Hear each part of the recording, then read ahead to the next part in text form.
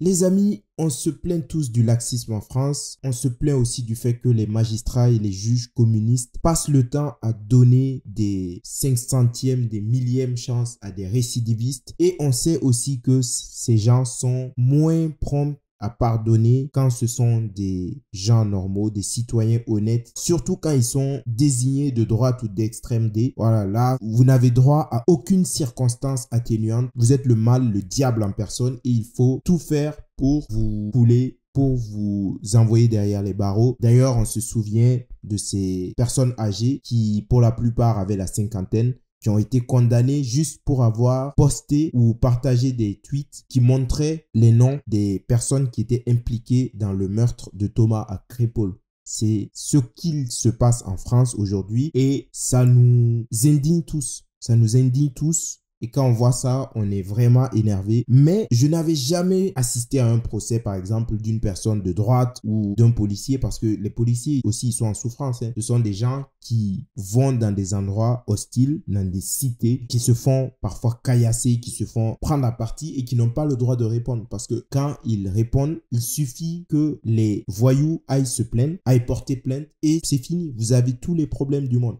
Moi, je n'avais jamais vu ça, j'ai entendu parler, j'avais jamais vu de vidéo. Et aujourd'hui, je suis tombé sur une de ces vidéos et honnêtement, les amis, ça m'a mis hors de moi. Donc, je tenais à vous la partager parce que je pense que c'est très important de voir ce qui se passe, de voir aussi la gueule de certains juges qui représentent la faillite de l'État aujourd'hui et le laxisme qui fait que beaucoup de jeunes délinquants prospèrent en France et vont de plus en plus dans la violence parce qu'ils savent que au final, rien ne leur arrivera. C'est ça le gros problème. Parce que oui, il y a l'immigration massive qu'il faut arrêter, mais il y a aussi le laxisme et le fait que les lois françaises, les lois européennes ne sont plus adaptées à un certain type de population et tout ce mélange crée quelque chose de très très dangereux.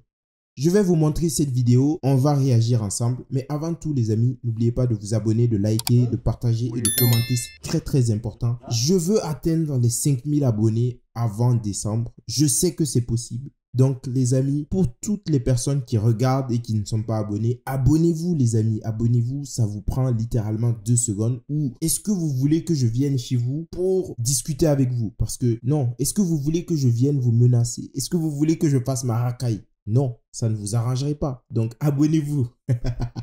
Voilà, j'arrête mes conneries, les amis. C'est une vidéo publiée par Alex No Matrixé. Il y a toujours des pseudonymes assez cocasses qui dit « Un juge qui défend les délinquants, ne pas gazer ceux qui foutent le bordel, sinon pampan cucu. Réel ou fiction ?» Bon, après, je ne sais pas si c'est une vidéo authentique, mais quoi qu'il en soit, je pense que ça peut un peu représenter la réalité. Donc, on va voir ça tout de suite. Et c'est intéressant de voir comment se passe cette audience, monsieur, et comment vous avez du mal à écouter ce qu'on vous dit. C'est très intéressant. Si on ne va pas dans votre sens, c'est absolument intéressant, monsieur, parce que vous n'écoutez pas. Et vous commencez à vous... Là, on a déjà vu la gueule du juge, c'est du gauchiste, hein. C'est ce genre de personne qui vous parle avec un air condescendant, qui vous prend pour de la bouse, pour du n'importe quoi en gros, qui vous rabaisse. Et par contre, quand il se retrouve devant des voyous, devant des mecs de cité, c'est toujours « Oh, il faut lui pardonner. Il ne savait pas. Oh, monsieur, je vais vous faire une fleur. Mais ne recommencez pas. » Ils ont toujours ce fantasme du sauveur. Il faut que je fasse du bien aux gens de cité. Sinon, je vais devoir me flageller ce soir. Je pense qu'ils se flagellent. Ils rentrent chez eux, ils sont là. Pourquoi je suis blanc? Que je suis un oppresseur. Je dois tout faire pour amener la justice. Je dois tout faire pour rétablir l'ordre. Ces jeunes de cité ont trop souffert. Ces noirs et ces maghrébins souffrent trop. Donc, je sais ce que je vais faire. Je vais tout leur pardonner. Et par contre, je vais condamner avec la plus grande ferveur et le plus grand rigorisme tous les blancs qui les emmerdent. Je pense que c'est ça qui se passe dans leur tête. Dites-moi ce que vous en pensez, mais pour moi, c'est ça. Hein.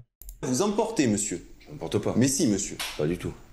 Vous me dites, monsieur, dans un premier temps, j'interviens parce que nous sommes sur un lieu public et que la situation ne peut pas dégénérer. C'est ce que vous me dites, monsieur. Oui.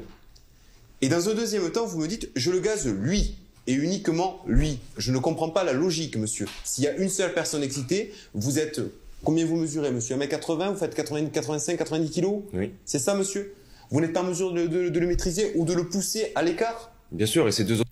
Mais le mec, ça se voit que c'est un mec de bureau, un magistrat. Il a jamais foutu les pieds sur le terrain. Il a jamais foutu les pieds dans les cités parce que c'est ça aussi, les gauchistes. Ils aiment bien les migrants, ils aiment bien les mecs de cité, mais ils veulent jamais vivre avec eux. Ils veulent jamais les côtoyer dans la vie réelle. Et ce mec, il sait pas que des policiers, dans de telles situations, tu es entouré de 3-4 lascars, tu t'en prends à un, les autres, ils te sautent dessus. Ce mec, il n'arrive pas à se dire qu'il y a des policiers qui se font tabasser. Il y en a qui perdent même la vie parce qu'il y a des jeunes qui s'en foutent, qui sont hors la loi et qui savent que de toute façon, il y a le juge, le poteau qui va être cool avec moi, qui va me faire une fleur. C'est ça en fait.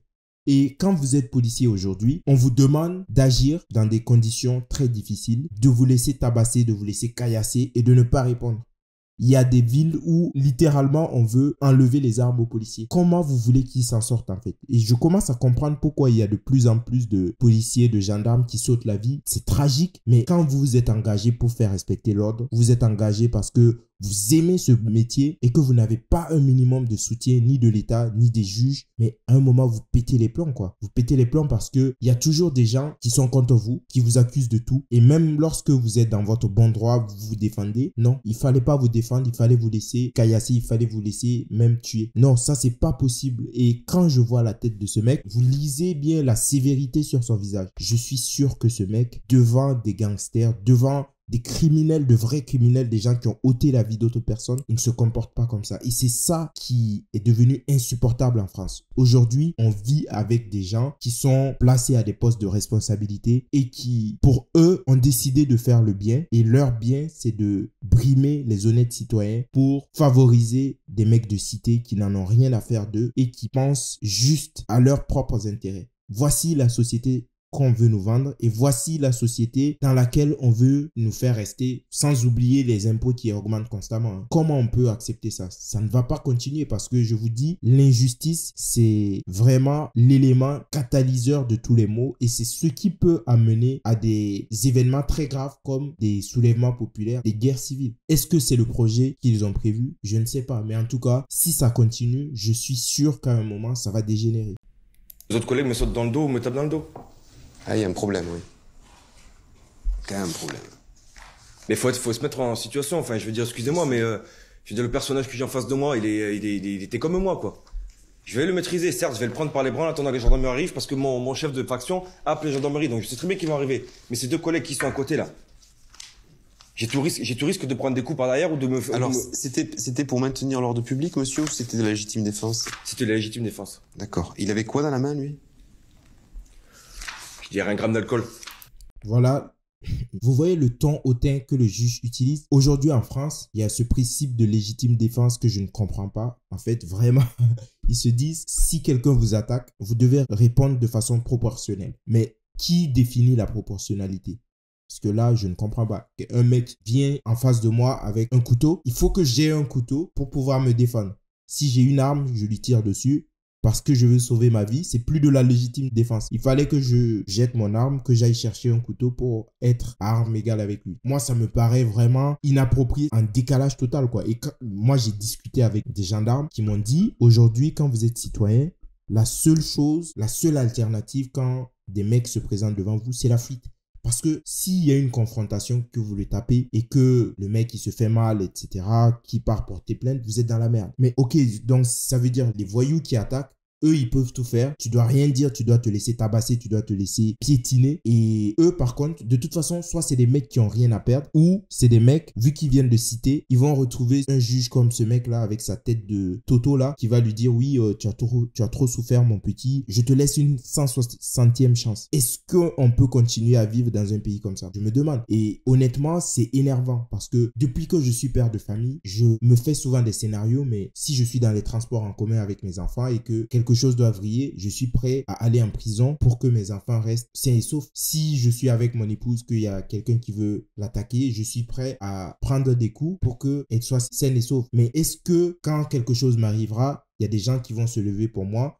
Non, je ne pense pas, parce que malheureusement, aujourd'hui, c'est comme ça. Vous vous faites attaquer, vous vous faites des fois tuer, et c'est tant pis pour vous, c'est tant pis pour votre famille, quoi. Mais ce pays me fatigue en vrai.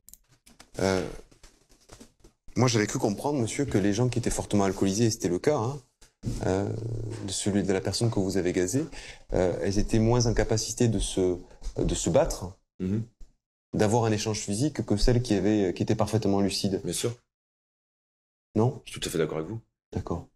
Et vous n'êtes pas en mesure de le maîtriser? Ils étaient 3, il était tout seul, il avait 18 ans. Mais les autres, ils n'ont pas bougé, monsieur. Ils n'ont pas bougé parce qu'il n'y a rien eu. Parce que vous les avez gazés.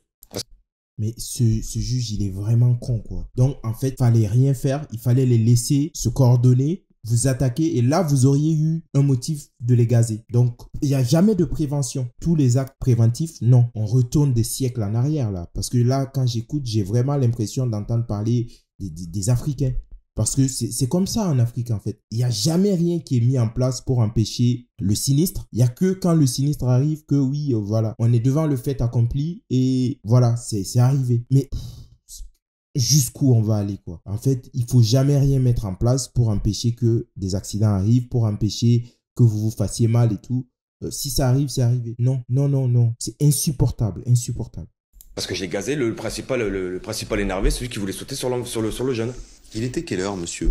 Aucune idée. On était plutôt en début de soirée ou en fin de soirée? Je dirais que c'était presque la fermeture. C'est 2h15, monsieur.